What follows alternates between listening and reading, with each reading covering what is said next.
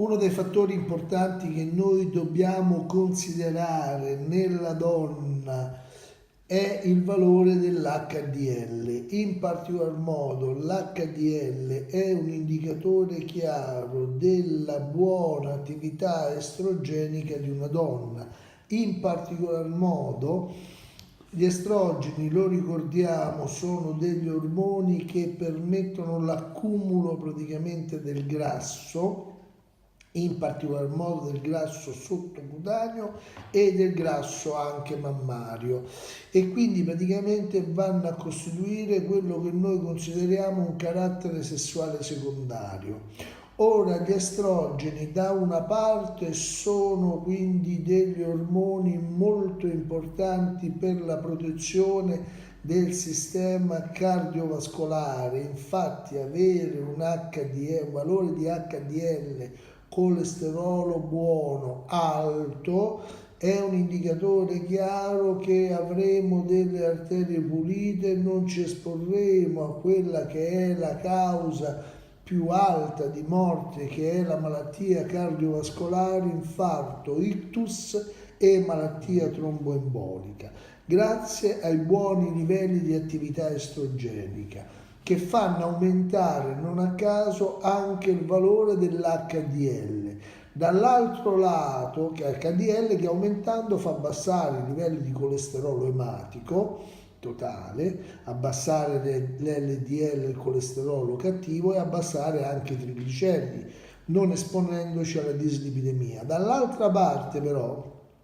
alti valori di HDL potrebbero indirettamente indicarci un'eccessiva attività estrogenica, cioè una donna potrebbe essere sì in salute cardiovascolare, avere quindi un HDL a livelli alti, ma avere una forte attività estrogenica che potrebbe dall'altra parte invece esporla al rischio di malattie tumorali, in particolar modo di quelle del seno. Cosa dobbiamo fare allora noi donne che vogliamo sapere per tempo se c'è una corretta attività estrogenica? Possiamo andare ad indagare quell'altro aspetto, quello del ciclo mestruale, e quindi praticamente utilizzando il metodo della temperatura basale noi possiamo vedere che la nostra fase follicolinica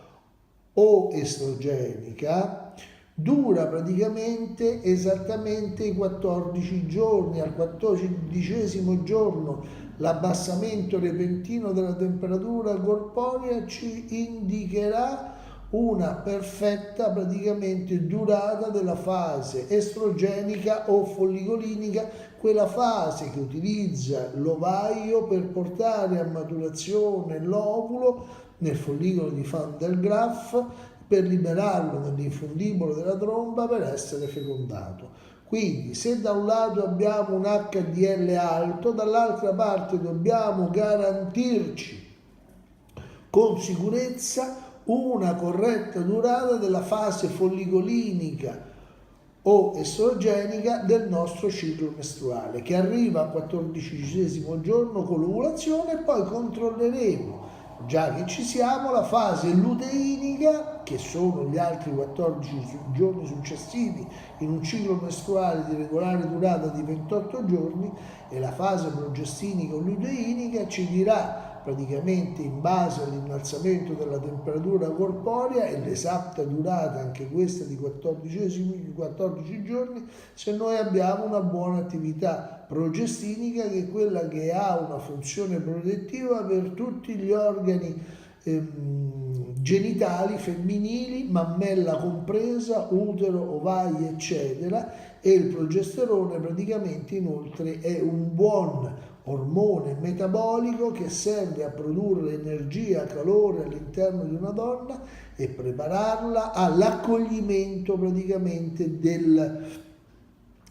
dell'ovulo praticamente fecondato a livello endometriale, perché potrebbe accadere che donne con buoni valori di HDL e potrebbero avere però una lunga fase estrogenica e invece una fase progestinica breve che non garantisce quella condizione ideale per il mantenimento di una corretta gravidanza. Quindi, ripeto, il metodo della temperatura basale sicuramente è un metodo di autodiagnosi che ogni donna deve conoscere e tenere nel cassetto delle cose possibili da fare in caso di necessità o nel momento in cui lei vuole avere maggiore consapevolezza della sua salute, sia corporea, generale, cardiovascolare, quanto quella genitale, feconda, della fertilità, eccetera. Spero di essere stato di aiuto.